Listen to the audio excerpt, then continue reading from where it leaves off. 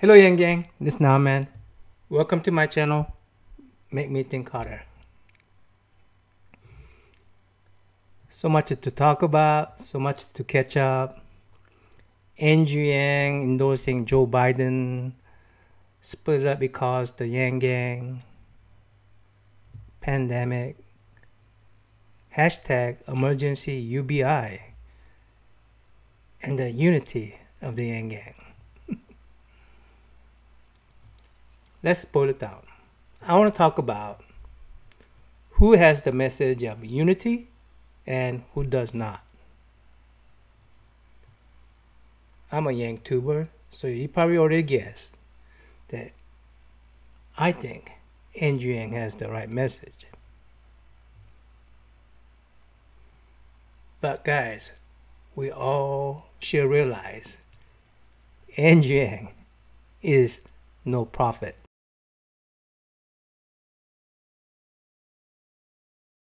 It would have been really scary if Andrew Yang actually talked about pandemic to promote his freedom dividend during his campaign.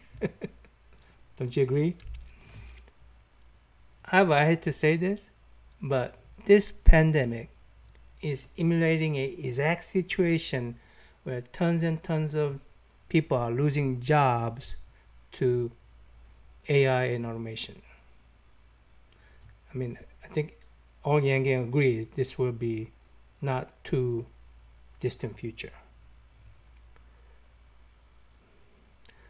This is not prophecy. It's a educated guess or prediction, I think, right? It's not prophecy, right? After the pandemic is over, I pray to God it will be very, very soon. People need to be reminded that AI and automation is still coming after our jobs.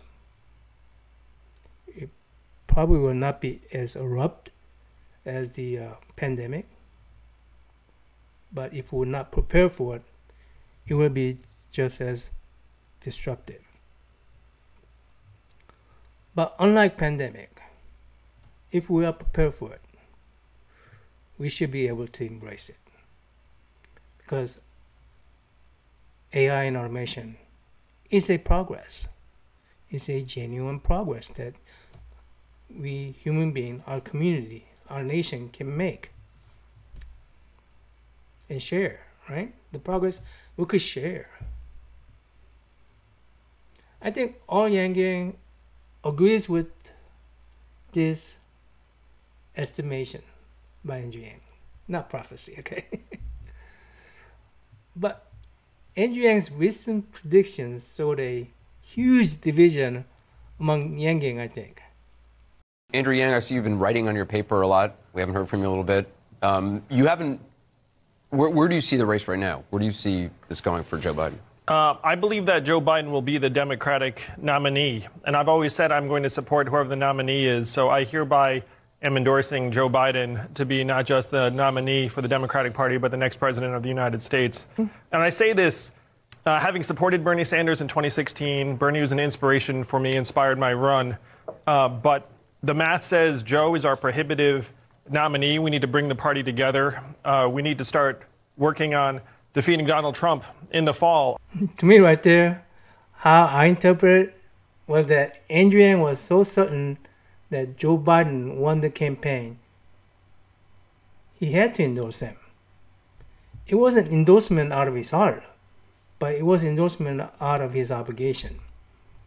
Just like when he had to suspend, his heart say continue, but his obligation say suspend. And the question is, I guess I have for you, is what does he need to do to bring the Yang Gang and the Sanders folks? Yeah, I mean, and what do you say to your supporters who might support Sanders? So. What I'd say is that we need to start doing the work of improving Americans' lives on the ground, because too many Americans have seen their way of life disintegrate over the last number of years. And Bernie has been calling out those problems and tapping into the frustration in the right way. And so if Joe says this is going to be a return to business as usual, he's in danger of losing many of the young people that came out for Bernie that supported my campaign. He has to show that, look, we know that this economy is not working for many, many Americans, millions of Americans who feel left behind. And you can't just say we're going to swing the pendulum back to the Obama-Biden years. We have to actually start doing the work that activated people to vote for Donald Trump, that activated people to get out for Bernie Sanders.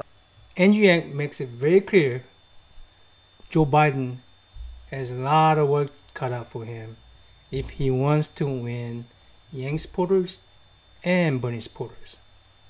He made it very, very clear his endorsement will not guarantee the support from Yang Gang nor Bernie Bros. But when one of Bernie's surrogate heard the news, they immediately went to smear campaign. Yes, I believe TYT is Bernie's surrogate. Joe Biden just received another endorsement. Andrew Yang has apparently endorsed him on CNN. What? Oh, Jesus Christ. He says the math makes him the prohibitive nominee, and so he's endorsed him on CNN. See, it's an illustration. Wow. It's an illustration. He said that's not a good reason to endorse. That is not how endorsements even work. I don't know. I've seen Yang on those panels, and is that just like a panelist noob thing to do, where he's like, I meant to say it seems like Biden's going to win the nomination, and he said endorsement instead. No. So then you have to like think, am I going to risk like alienating everyone, let alone the job, let alone anything else? And am I gonna look like a weirdo? I'm the new kid, I kinda wanna fit in. Oh, put me on. If you want a full-time job at CNN, you don't stick your neck out, and you certainly don't stick it out to be a progressive. Not gonna happen. I got you, but let me finish telling Andrew Yang what a terrible mistake he's made, okay? So who do you think you're making happy? Like the Yang Gang, your supporters, your new friends at CNN? Joe Biden doesn't agree with anything you said during the campaign. And then this one won. I'm gonna go to that one that won because I want a job. It's as basic as that. It doesn't matter. Principles are null and void in that other bubble. We're too busy concerned about principles. Yeah, well, look, two things about that. They talked about how they're the one with the principles. Andrew Yang didn't have one. They talked about how Andrew Yang made a mistake. He was a noob.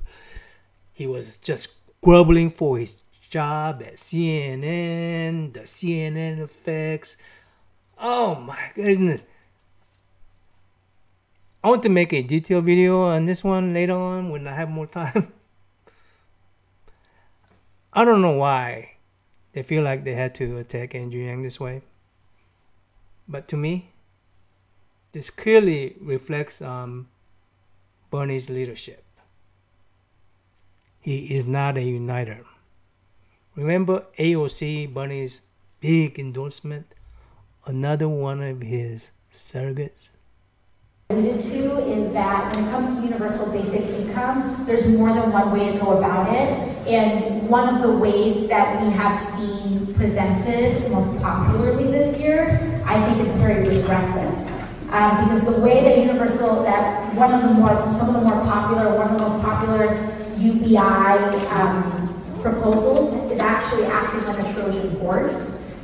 I really believe AOC is a smart young lady. That is why it is hard for me to believe that AOC didn't know about Andrew Yang's UBI in detail, his freedom dividend. She called Andrew Yang's UBI Trojan horse. And Andrew Yang had to debunk that several times already. It was old news by the time AOC was talking about it. At minimum, Bernie knew of Andrew Yang's freedom dividend in detail. To me, AOC and Bernie was playing dirty politics and blatantly misinforming the public about Andrew Yang's UBI. Then pandemic happens. Trump declares national emergency. And AOC demands UBI for the people.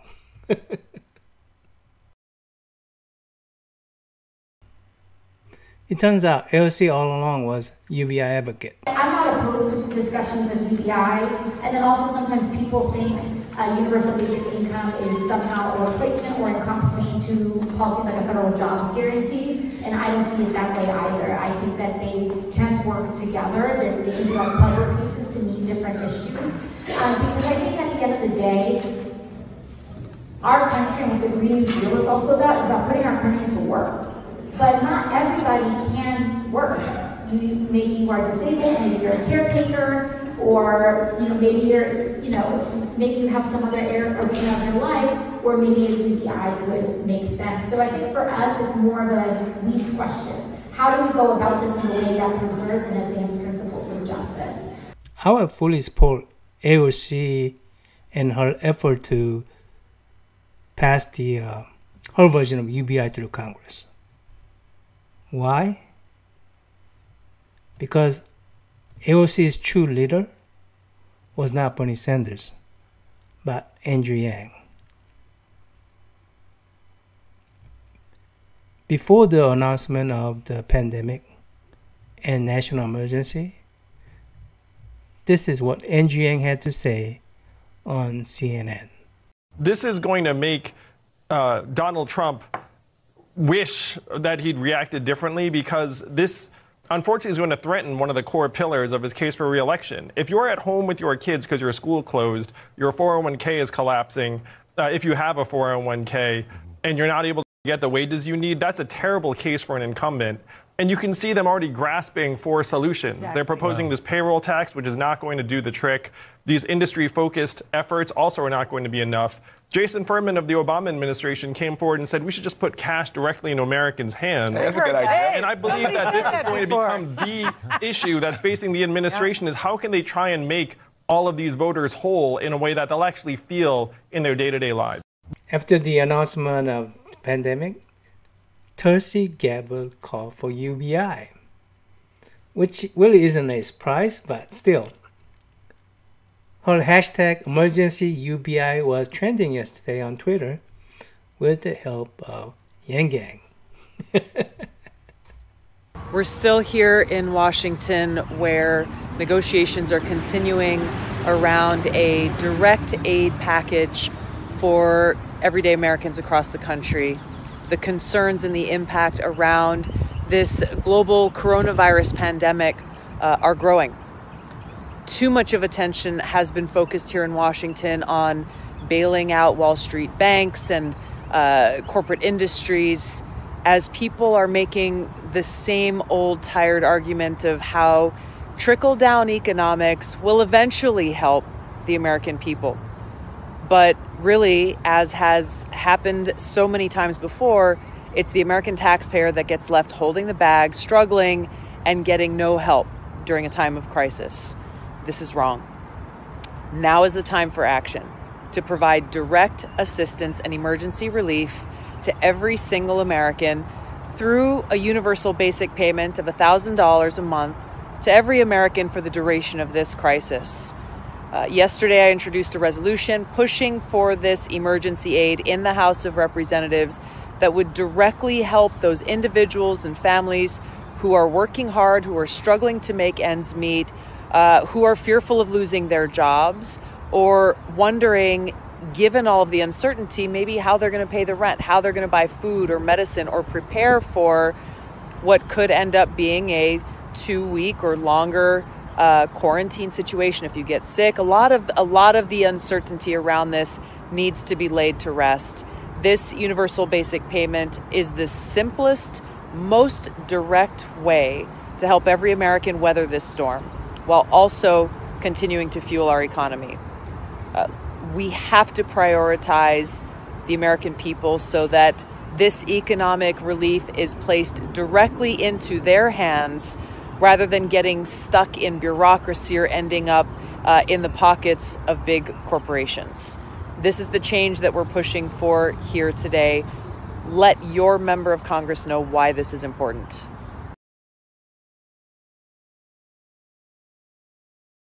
What was a real surprise for me was when Warren called for UBI. And we should guarantee right now that there will be a pot of money available to cover everyone who has to miss work for a day or several days, either because they have the virus or because they are taking care of someone who has the virus. Those are good for all of us in terms of our health and reduce the amount of contagion. They are also good for us economically. So that's where I start every part of this. Beyond that, it is time now to be thinking about a big stimulus package. Look, we've just seen what happened with the markets closing. We need to show that we have a government that understands the scale of this problem and understands that the approach to it is to get money, not just generally hose down the economy, but to get it down into the hands of the people who will put it down at the grassroots level and help support this economy from the ground up. So now, let me ask the question again. Who has a message of unity and who does not? Everyone who has heart is talking about temporary UBI for the pandemic. Matter of fact, some countries already have implemented them.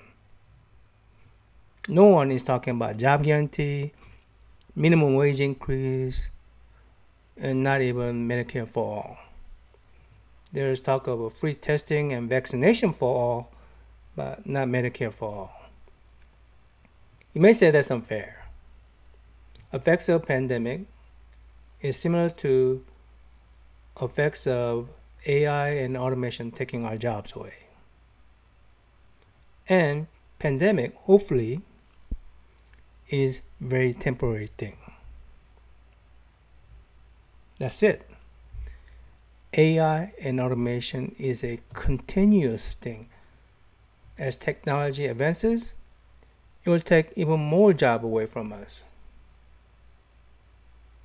With Andrew Yang's freedom dividend, we could embrace that advancement. It will be a long-term solution. Yes, we need to embrace progress.